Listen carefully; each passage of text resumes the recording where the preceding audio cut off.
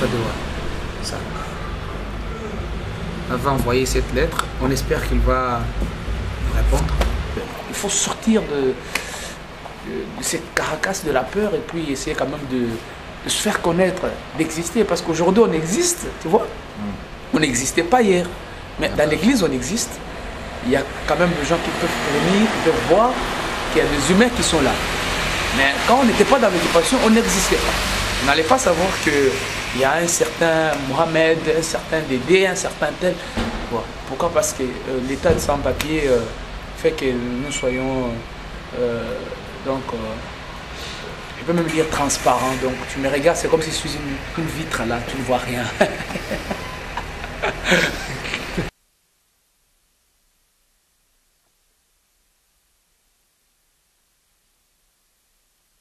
Je vous avais dit que la différence de sans-papier avec les autres souffrances, c'est que les sans-papiers n'existent pas.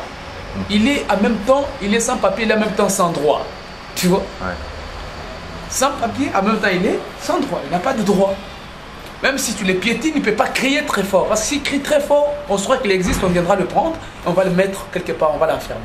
Donc il est obligé de crier très bas pour qu'on ne puisse pas l'entendre. Parce que s'il crie très fort, on viendra l'arrêter, on va l'enfermer. Tu perds cet état-là de lion, cet état-là de la force, de vigueur que tu avais, tu commences à devenir un mouton. Et voire même tu deviens un fou. Et c'est que beaucoup de gens oublient, il y a beaucoup de réfugiés dans des centres psychiatriques. Hein. Ah oui. On les a abandonnés comme ça. Hein. Ils sont devenus des fous. Hein. Donc on les a imposé la folie. Donc non, on ne demande pas de pitié. On n'a pas besoin que les gens puissent avoir pitié de nous. Mais on veut tout simplement que les droits de l'homme soient respectés pour tout le monde. Donc on veut nos droits. C'est différent de quelqu'un qui demande pitié. Et voilà quand même le cadavre, quand même c'est à son nom. Et c'est son cadeau. Parce que c'est l'office des étrangers qui l'ont poussé à la mort. À la morgue. Tout le monde veut vivre. Tout le monde veut cette liberté. Et pourquoi nous priver de cette vie? Pourquoi vous voulez nous priver de la liberté? Pourquoi vous voulez nous priver de cette liberté? Nous sommes des êtres humains comme vous. Le droit de l'existence. Le droit de l'existence, le droit des enfants, le droit des femmes. C'est pour cela que nous avons campé dans l'église de Saint-Boniface. Ça fait maintenant 2 mois pour revendiquer nos droits. Because of by Belgium law, if you want to suicide, if I know you're going to suicide, I have to call police to save you. When police came, see you want to hang, police have to take you to a mental institute or any place. Yes, I understand that. And police he didn't. So that is the biggest news, my friend. What is news? You're going to put news that one metro get too much people in the bus, too much people coming here, refugees. That is not news. News is this. I can't accuse the police. Sure. If I accuse the police, it's important for me to listen first. Okay, I tell you that. You keep it as a memory, and then you call them. It's the law of my profession. You know, I can't do everything. You can get your self-confidence and then you can cross the news. Monsieur, dame, je voudrais bien attirer votre attention sur les personnes humaines qui souffrent aujourd'hui en Belgique. Et au nom de Jésus-Christ, je vous demande pitié pour ces gens. Pitié, s'il vous plaît. Messieurs, dames, que cela vous touche le cœur. On est ici pour demander leurs papiers, leurs droits en Belgique, s'il vous plaît.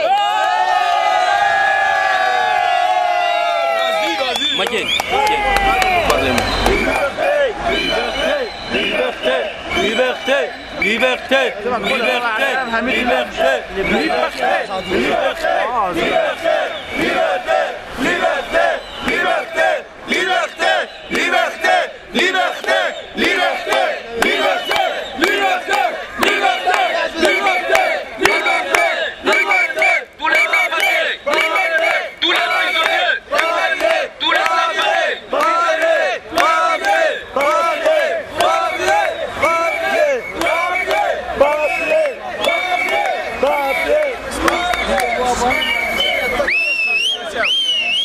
Liberté. Papier.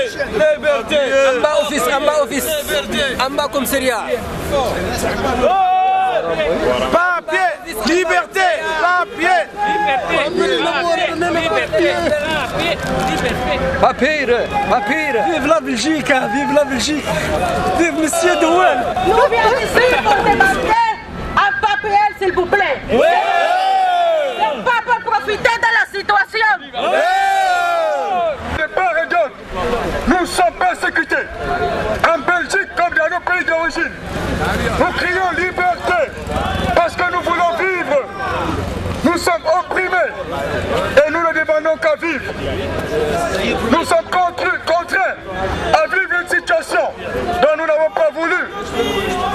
Le cas de Mohamed Hanif, un des nôtres, qui s'est suicidé. Moi, je dirais que les droits de l'homme, quelque part, c'est comme s'il faut lutter pour l'avoir. C'est comme s'il faut se battre pour l'avoir.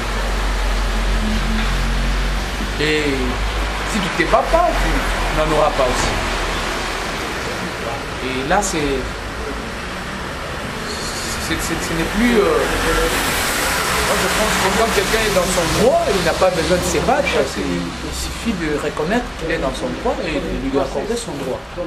Mais si on doit se battre pour avoir ses droits, ça devient autre chose. C'est qu'il y a tout un cadre qui refuse aussi que ces droits soient appliqués. Et qu'il faut bouger ces cadres-là pour qu'ils essaient de laisser les droits être appliqués.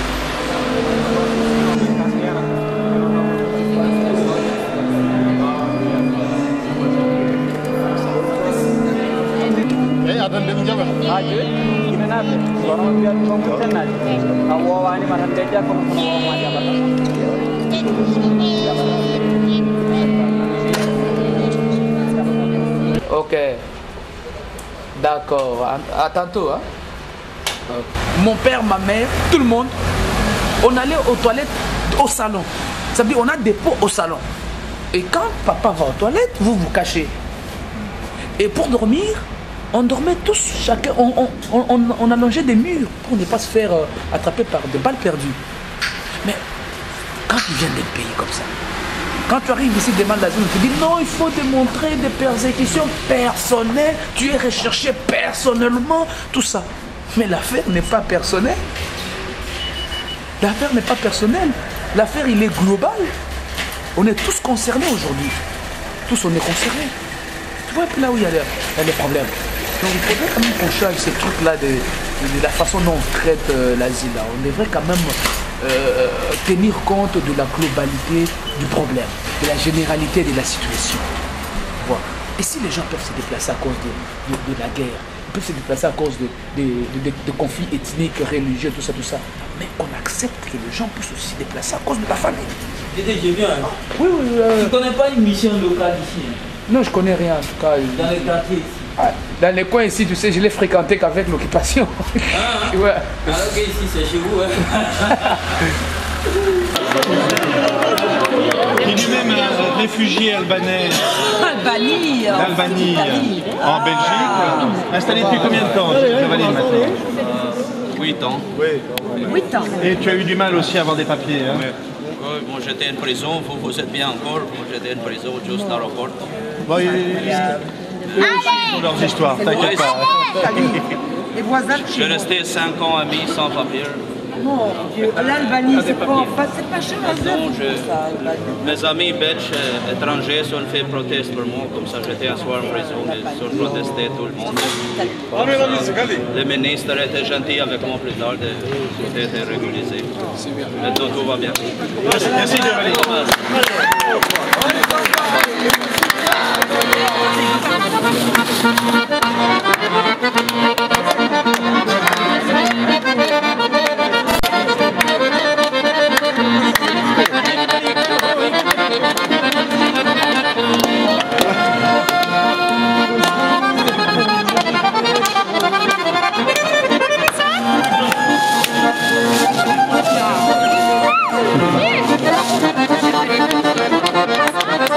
Thank you.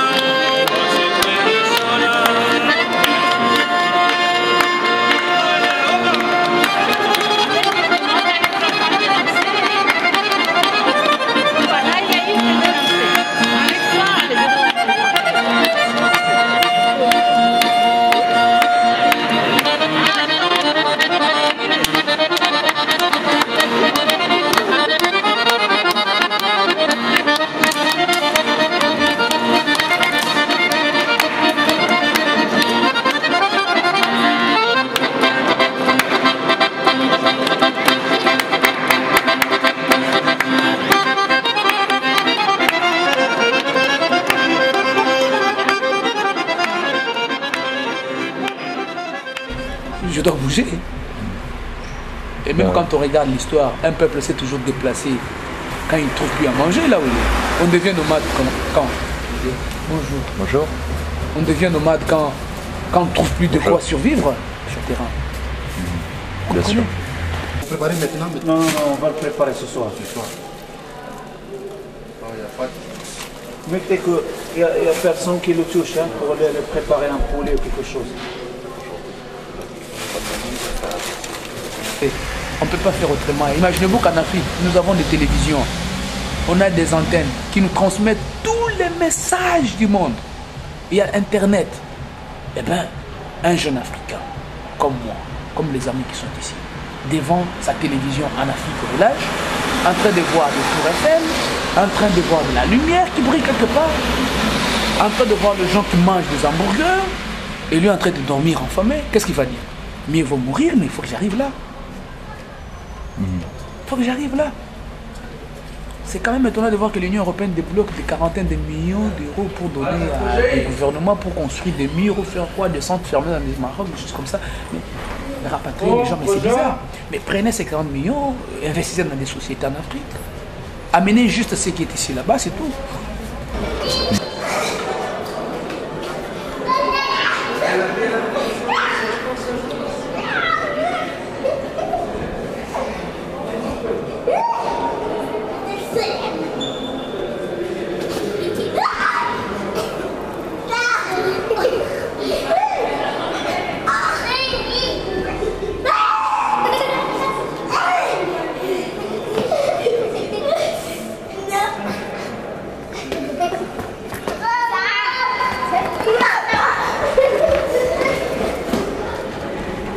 Bonjour Didier.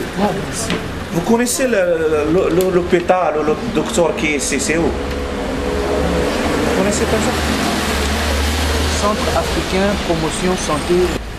Ce qui nous attire ici, c'est la sécurité. La sécurité sociale. Trop un peu. Chez nous, il n'y a pas de sécurité sociale. Une simple malaria peut t'amener à la mort.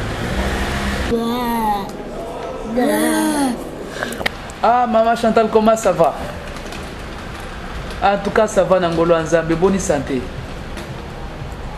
Des fois, nous les Africains, si on nous avait laissé sur nos propres voies, peut-être on aurait dû atteindre déjà d'autres niveaux, à notre façon, à notre manière, avec nos cultures. Mais on nous a mis sur un chemin où on ne se retrouve plus. Tu vois? Aujourd'hui, en Afrique, on ne se retrouve pas. On a dit, nous sommes des pays démocratiques, tout ça. On ne se retrouve pas dans ces démocraties. On ne se retrouve en rien. On est perdu. C'est comme si on nous a retiré de notre chemin, on nous a placés au milieu d'une grande forêt où on ne sait plus où aller.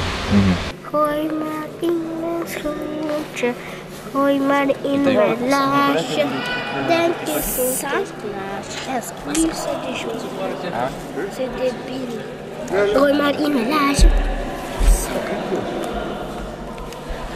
C'est quoi ça? Regarde. Bonjour jeune homme. Ça va Jean-Marc? On est tout noirs. Ah ben.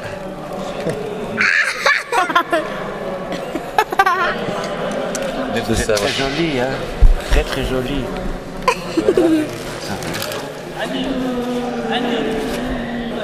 Bye. Attends.